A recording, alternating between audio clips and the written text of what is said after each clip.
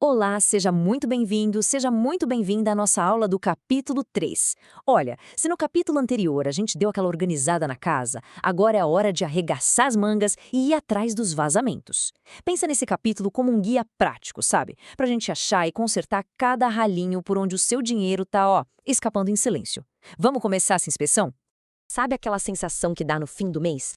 Que a gente olha para o saldo da conta e pensa, ué, mas para onde foi o dinheiro? É uma frustração que, nossa, quase todo mundo sente. E é um sinal bem claro de que alguma coisa ali precisa da nossa atenção. A verdade é que o dinheiro não some.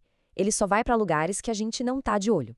E essa imagem aqui, ela resume tudo. É a grande metáfora do nosso capítulo. Muita gente acha que o problema é sempre ganhar pouco, mas olha, na maioria das vezes o problema maior é o desperdício.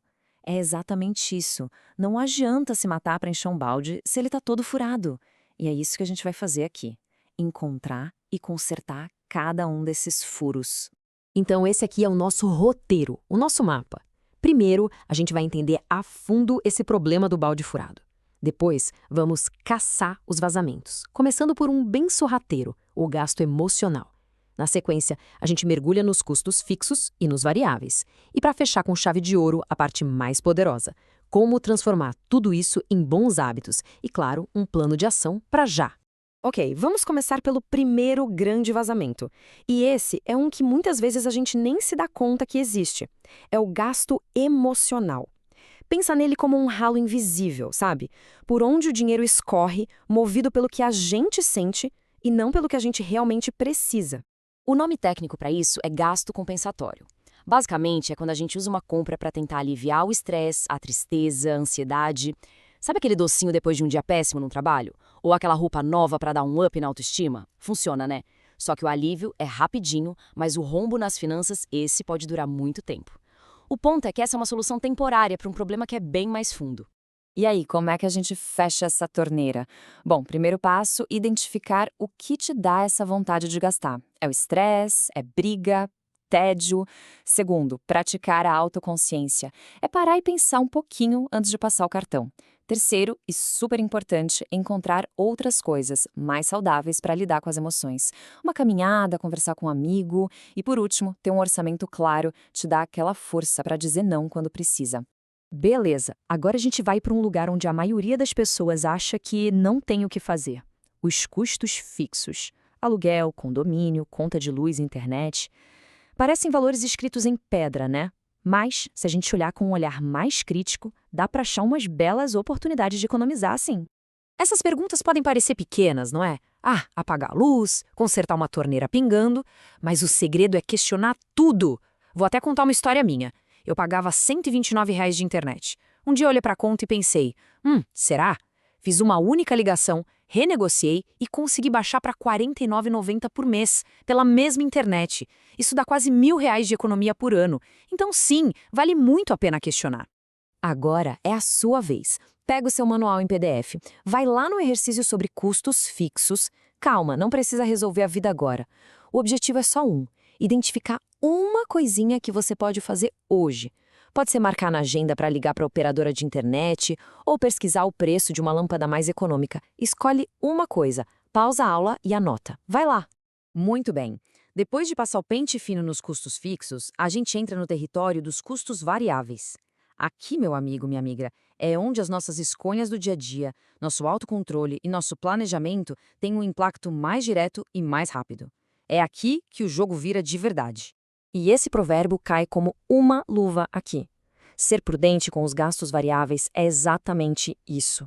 É enxergar o perigo do desperdício, da compra por impulso, e se planejar para não sofrer as consequências depois.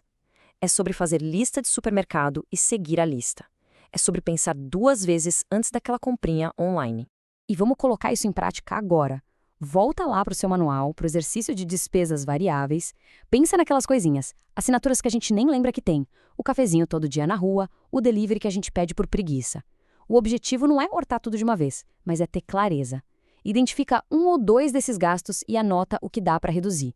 Clareza é o primeiro passo para o controle.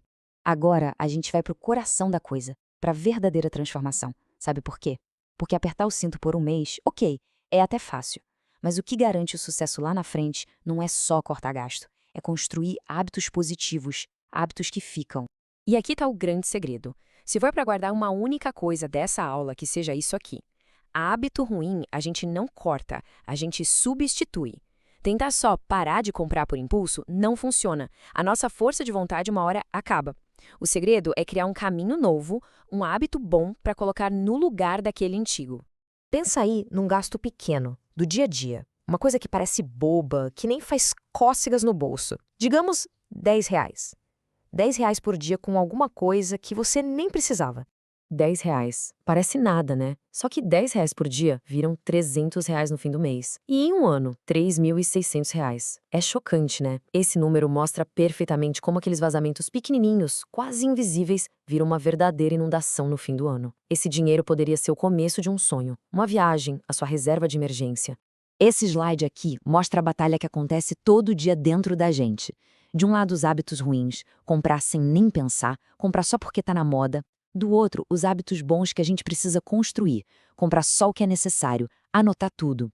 É uma troca consciente. Em vez de comer fora por impulso, por que não planejar e ter dias certos para isso? Certo. Chegamos na reta final e na parte mais importante de todas. A gente já viu a teoria, já entendeu os porquês. Agora vamos pegar todo esse conhecimento e transformar em ação, em resultados que podem começar a aparecer ainda hoje. Pega seu manual pela última vez hoje, vamos fazer esse exercício final juntos. O primeiro passo é ter coragem de admitir. Escreve aí, com toda a sinceridade, qual é um hábito ruim que está atrapalhando as suas finanças. Agora, a parte da construção. Lembra, a gente substitui. Qual vai ser o novo hábito que você vai colocar no lugar desse ruim? Se o hábito ruim é comprar por impulso, o novo pode ser esperar 24 horas antes de comprar qualquer coisa acima de R$ 50. Seja bem específico. E para fechar, a pergunta de ouro. A que gera resultado agora. Não é amanhã, nem semana que vem. O que é que você pode fazer hoje para melhorar a sua vida financeira? Ligar para a operadora? Cancelar uma assinatura? Preparar o almoço de amanhã? Pensa em uma única coisa e escreve.